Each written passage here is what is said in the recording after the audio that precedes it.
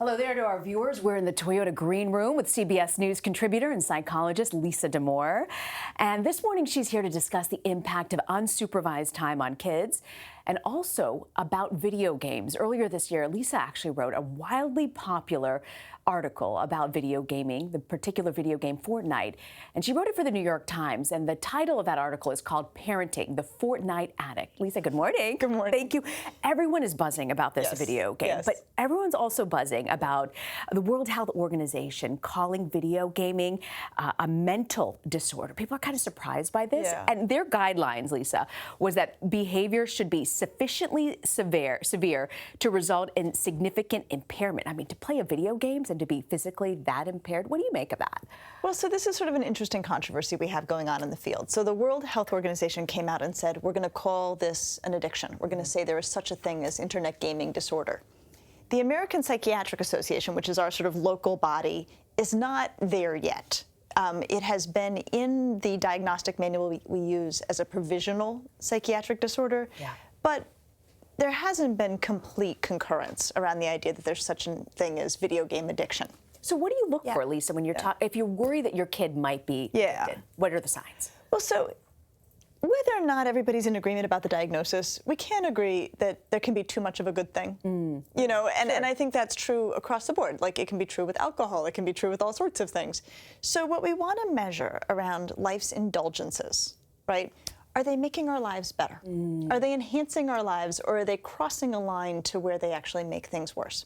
So now, of course, kids and parents may not be in agreement about the volume of this, but I think we should start from the position that there's such a thing as healthy video game use, right? What would that look like? Because I feel like there's no safe sort of healthy video game use, but you say there is. Well, let's assume there is. Let's work with that premise, that it could be for kids a fun way to have some downtime, a fun way to relax, a fun way to fill some of the open hours of the summer. An interesting thing about Fortnite and some other games is that it's actually collaborative, that often kids play together on teams. Because you could be in your home and playing with somebody in Indiana. Yeah, absolutely. And you're working together as a collaborative team to try to make something happen. So there's the possibility that some video gaming could be part of a healthy picture of development. Then the question becomes like, well, how much are we talking, right? And so the very kind of broad lines that we can start to draw are, well, kids should be doing a variety of things. You know, you can't just do one thing all the time. Even if it's just reading, right? We wouldn't actually want a kid reading for 12 hours a day. They should be outside. They should have a social life. They should be at dinner talking to their family. You know, they should be building other skills. So the concern about video gaming becomes when it starts to crowd out other things. That's when it's an addiction. And is there like a time limit you would say? Like, if you're having more than an hour of video gaming, you're an addict. Can you say that? We can't say that. We can't say that. And, you know, the word addict, you know, it's a complicated word. So I think it's really better to think, you know, is it getting in the way of the other things that should be happening? Right? And one of the ways that parents can engage this in slightly less hostile terms, right, because you're trying to get along with your kid while also regulating this, is to say it's not so much that I'm against the video games, it's that I'm for these other things. I'm for you getting enough sleep. I'm for you being outside. I'm for you reading. I'm for you looking over the summer work that you have doing. This is the parenting aspect that I love that you always tell me that I have such difficulty understanding, is how to have a conversation with my kid without isolating them, because I have a short fuse. I've come home from work and I just want, no, you get off that video game, enough TV. Like, that's it, I'm mom. You know, this isn't a democracy, but you're saying the way you talk to them, there's a certain way that doesn't isolate your child. Yeah, I mean, we can make it sort of like, look, I'm on your side in defense of these healthier things. I think another point that parents can make easier on themselves is the moment when you say it's time to get off, and how that moment goes. I've seen parents very successfully say to their kid, if I have to stand over you and ask more than once, or if you don't stop yourself when you know you've agreed, like, you know, you've got your hour and the hour's up, if I have to come regulate that, then we're going down to way less. So there's got to be consequences. So there's got to be consequences. So it's one thing to say, look, we're going to agree to you can have an hour a day, couple hours a day, whatever the family agrees to. I think as an additional, parents should go ahead and say, when those 2 hours are up, you take yourself off. If I have to come find you, we're going down to 20 minutes, you know, or you're going down to 0 for a week.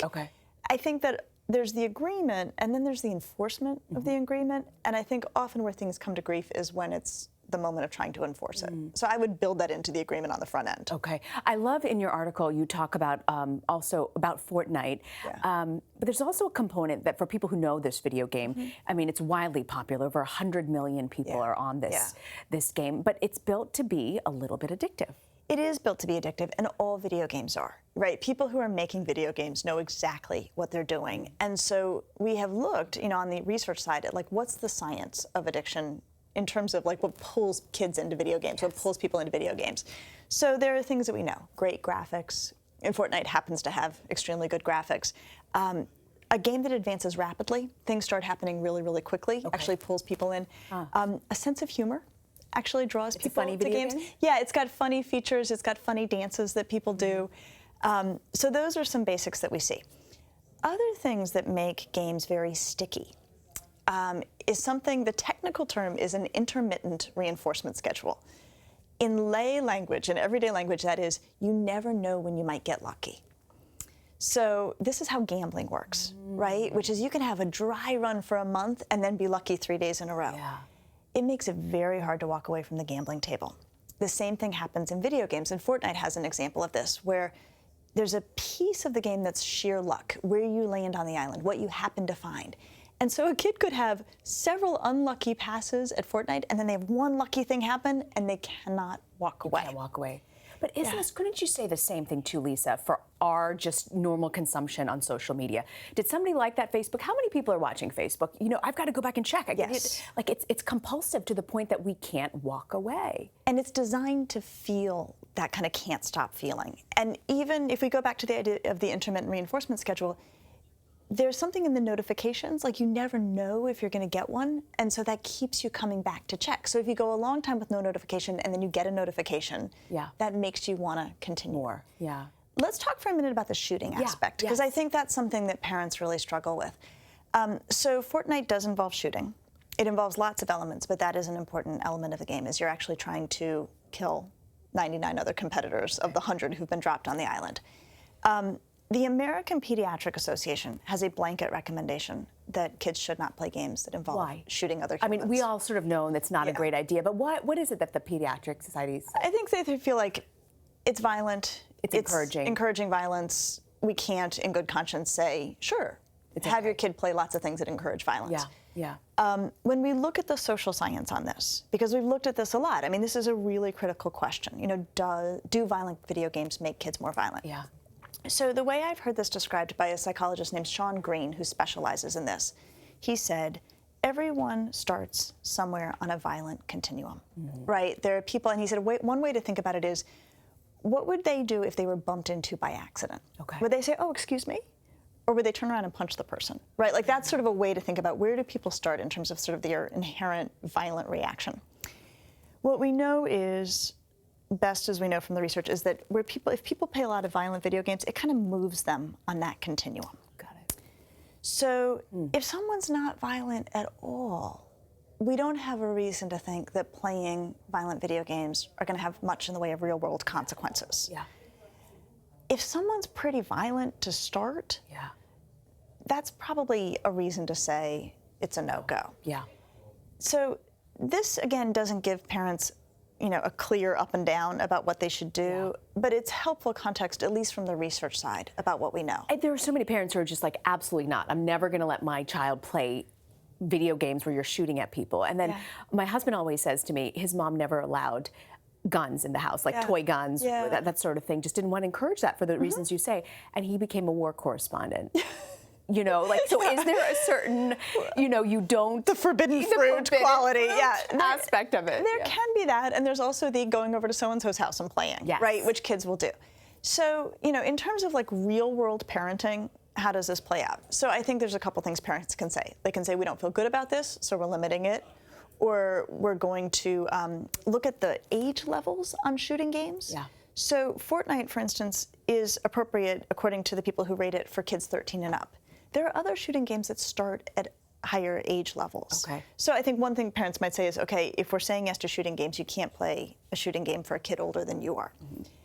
I also think parents should not feel hopeless about it if they know that their kid is going over to somebody else's house and playing. Because as long as they've said their piece at home, they've said, look, here's why we don't feel good about these, and just articulated their reasons, it's not nothing that their child is sitting at somebody else's house thinking, I'm not supposed to be doing this. My parents don't feel good about this. The values are still being transmitted. The filter is still there. It's still there. Are there types of video games you feel that are more addictive than others, and things to look for when you're saying, okay, these are okay, these are not? I think they're all designed to be addictive. I think then the question is sort of what rings your kid's bell. Yes. I also think probably the most useful quality about talking about the addictive potential of games is that it helps us appreciate kids are a little bit at the mercy of this very sophisticated industry, right? Like we worry about opioids because they are wildly addictive at the biological level, right? That we sort of appreciate like somebody's up against something bigger than them. Yeah.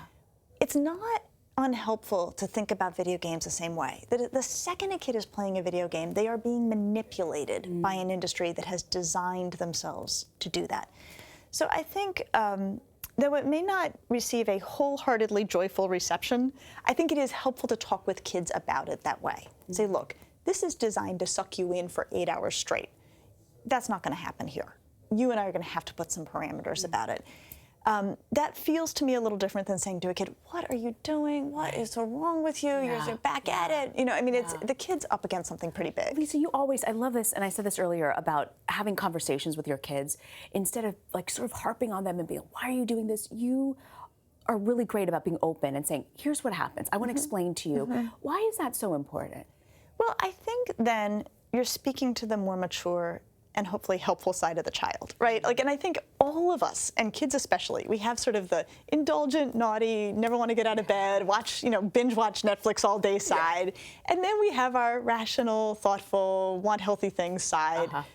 When we're raising kids and teenagers, talking to the rational, healthy, let me help you understand why we're asking this of you, let me help you understand why we think this is in your best interest side, aligns part of them with your program against the other part of them that would like to play Fortnite for 8 hours a day. I love that you say there is truly a rational side to teenagers. Yes, there is. It's there. It really is there. And if you speak to it, it shows up. I love that. And if you talk down to teenagers, they usually meet you right there. Ooh, that's powerful. That is powerful. Wow. Lisa Damour, we always love it when you come and you join us, especially here in the Toyota Green Room. And we want to thank all of you guys out there for joining us on Facebook Live. There'll be much more. Thanks for tuning in. Bye-bye.